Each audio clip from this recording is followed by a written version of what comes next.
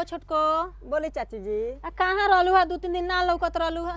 बाग बबुनिया के तन पीड़िया नु आई रहला परसों तारा घर पीड़िया आई रहल का? हां ओही मजूर आई रहनी है। हां तो नंदी आई रहली है सब सन के बायन देनी है तो गइल हाँ। रउआ घर बताइले रहनी ओ दिन बा रउआ ना रहनी का पता ना कहां गई रहनी। हम ना रहनी है दादा गई रहनी मेडिकल पर कौशल बाबू के मैं मेडिकल पर देखत रह जे ठंडा में ठेहुन हमर बड़ा तंग करे ले दादा। गई रहनी तो उहे से देखा उखा के दवा ले हनी तो गरम पट्टी बानी तनी ओइ पर देले बानी कौशल बाबू गरम पट्टी कहतनी कि ठंडा में गरम पट्टी बांधे के बा। आ देखी ना रउआ गांव में कहिया पीड़िया दहता। आइए दादा 2 गो पीड़िया लगल बा हो हमरा के यहाँ आज दहवई हस। आ माइक कोई बनाइल बा। आइबे माइक बनले बा हमरे घरवा नु पीड़िया लगले बड़ी सन ओहु में ना खड़ा कइले बड़ी सन झगड़ा करत सन सबे रही से। आ तारा टोला के कहि के हम अपना टोला के कहि हमरो टोला उहे तलेंगा लगइले बाड़ी सन। हमरा घरवा 4-5 गो लइकिया बाड़ी सन टोलवे के लइकिया बाड़ी सन चांदा लगइले बाड़ी सन।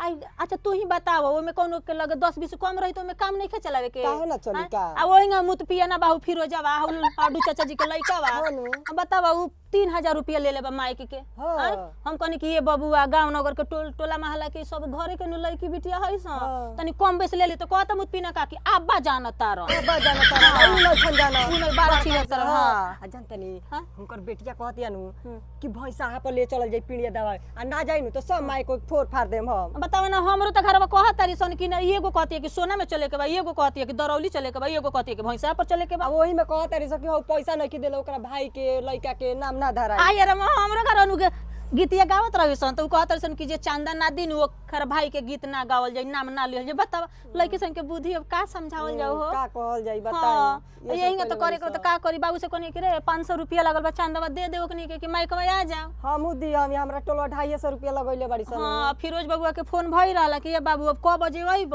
तब कहतन कि हम 2 बजे ले माइक लेके आ जाए। सुनी ना दीदी सुगा पंखी धनवा रखले बनी। आ ये हम तो अनु बाबू के चौकी में से मंगनी है सुगा पंखी धाम मिया भटकन से चौकी मिलता। हां का रे जानलू तो हम उहे हम कहत रहनी है रुक ना रे बतिया लेबे दे तो उहे हम साइकिल पे घूमे मार दे दी पैसा वाले के जाओ। अरे तो आवे दे अपना बाबू के आवे दे देनी देखा तारू हमरा के परेशान कर देले बासन नु त पिया ना ये लइका फइका से ले थी बाबू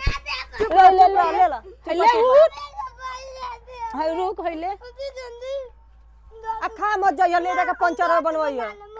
अरे मु त पीना खाए के शाम के देम जो जा जा जा जा बनवा लेके जा हट तनी जिदिया हवे।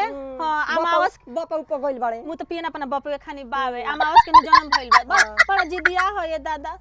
हां ए माई का रे केकर फोन है रे लिए बहने नाव का सदिया लागल बन ओइ जैसे फोन आइल बा नाव का सदिया लागल बन ओही जैसे फोन आइल बा बतिया ले का कहत रुक जाई। हेलो हां प्रणाम समधी आइन ए रे प्रणाम के हम नहीं की भुखाइल काहे खिसियाइल बन खिसियाई ना आए टोला महला में गांव नगर में जेकरा घरे नाव का शादी रोपाइल बा पीड़िया आ गेल हमरा घरे पीड़िया ना आवेला। ए दादा रो जाए दे तनी दिक्कत रह सही से कोनो दिक्कत थोड़े हो जाई। रो घरे अभी पीड़िया नहीं खाई हाय देखा तनी है के यहाँ के बतियावल रौरा घर कौन दिक्कत बादी हमार टोला महला दिक्कत समझता जेकर हम खइले बानी लेले बानी ओ करे के खियाम कि ना जी। ए दादा तो सब कोई हंसी जी हंसत नहीं खे टोला महला हित ना त केहू पूछ देता का होता हर लइके कि पीड़िया ना आइल है आए। अरे ई सब तो बहुत पीढ़ी आई फिर दोबारा चल जाई ऐसा कोनो एथी ना हो जाई। अब दोबारा के जी के मुई केहू जानत हवे आए। अच्छा जाए दे खिसियाई मत खिसियाई के का बात बाजी बताई मतलब शिकायत के बात नहीं खे हम 2 गो बेटी के बियाह क लेनी ओकनी के पीड़िया आ गई रहे आ यही जे हमरा दियादिन बड़ी इहो त अपना बेटी के बियाह रोपले बड़ी इनकरा घरे परसों पीड़िया आई रहे।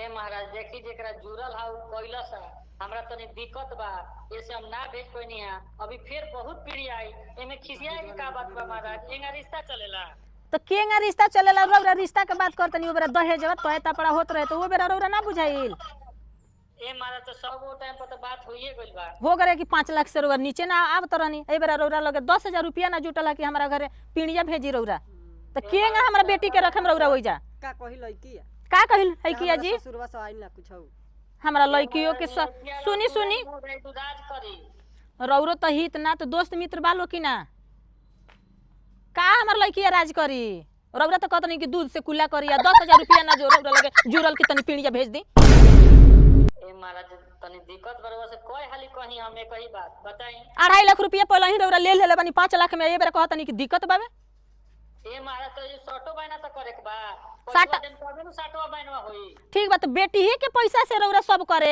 ई देख ली हम दान दहेज से बड़ा नफरत करेनी हमरो घरे 2 गो बेटा भी हनी हम एगो हम दान दहेज ना लेहनी ई सब कहेला लोग हम पढ़ाइले लिखैले बनी यही बिना पैसे के बेटी ही के बल पर बेटा के पढ़ैले बनी तो मन छोड़ दी तो छोड़ी के देखी सुनी गांव समाज के बात करो तनी गांव समाज तो देबे नहीं खेल हमरा के नहीं खे देबे पढ़ा लो सुनी हमरा से लड़ी मत ठीक बा राउर जौन विचार बावे हमरा तनको अच्छा नहीं खे लागत अच्छा छोड़ी ई सब खिसियाए के में कोनो बात नहीं के ई सब होत रहेला हमर टोला महला दर दियाद हंसत आवे हम हमरे घर में 2 गो दियादिन बाड़ी सन केहू के मुंह पर हंसेला दोसरा से कहत तारी सन तो हमरा बुरा ना लगी कि बेटी के 2 गो बेटी सन के बियाह कली ताइल पीड़िया कहनी के छोटकी में आ जात ए छोटकी जौन आई नु जौन राज करी ऊ देख ली गांव के लोग आके चली अब रौरे ऊपर बावे सुनी ना हां हम शाम के बात करतनी रोरा से हमरा बात के बुरा मत माने कोनो बात नहीं के हम हाँ। समझत नहीं जानतनी तनी शिकायत तनी बुरा लागेला जानतनी हई हमर दियादिन आके कहली त तोर और हमर देह में आग लागेला जननी कोनो बात ना होला सब गांव समाज में हर तरह के लोग रहेला हाँ ना इहो ठीक है कुछ रही ना बतियावेली खाली कह देली अच्छा हाँ। समझ गनी हाँ आ चली देखी ना फर्स्ट में हमरो गोड़ ना लगई अब कहतनी कि गोड़ लागतनी आवे के बाकी ना गाँव में बुलाएम त मार रखी का बतियले तब से सुनी ना हां शाम के बात कर ली रात में फोन करे अच्छा ठीक बा ठीक गोड़ लागे नी एक खूब खुश रही रखी ना बक दिए ने ए रखी मार लागत देख लेलू ना हो दादा तनी अब का कर हमरा बोल के फिर बाद में पछताए के पड़ल हवे तनी इतना बोल देनी है हम जान लो ए छोट को चल तनी हम जानता रू अब आई हसन कुली लइके कुली पीणिया उणिया गई हसन त रात भर हल्ला करी हसन हां चल ये दादा ए साधु खत्म।